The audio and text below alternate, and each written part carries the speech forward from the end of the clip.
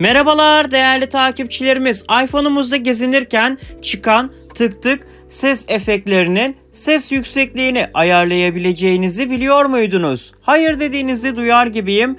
Gelin bu işlem nereden ve nasıl yapılıyor? Birlikte bakalım. Ayarlara giriyoruz. Ayarlar, etkin. Erişilebilirlik, ayarlar.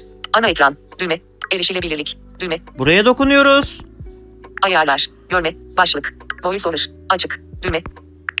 Eylemler var. Konuşma, düğme, mail, düğme, ayrıntı düzeyi, işitsel, düğme.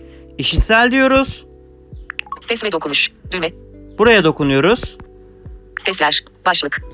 Sesler, konuşma ses yüksekliği. Ses yüksekliği rotoru yalnızca VoiceOver konuşmasının ses yüksekliğini değiştirir. Açıklaması bu şekilde.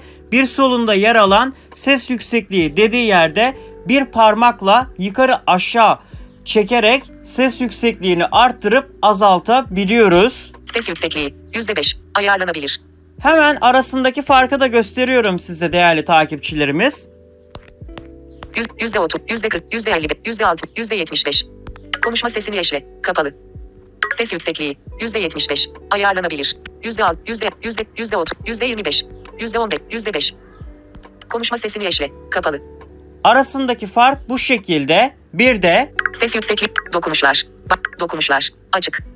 Dokunuşlar dediği yeri kapalı hale getirirsek değerli takipçilerimiz, telefonunuzdaki titreşim özelliği etkisiz hale gelecektir. Yani titreşim özelliği açık bile olsa telefonunuz titremeyecektir. Siz bu özellikler hakkında ne düşünüyorsunuz? Görüşlerinizi bizlerle birlikte paylaşmayı unutmayın. Bizleri de takipte kalmayı unutmayın. Görüşmek üzere, hoşça kalın.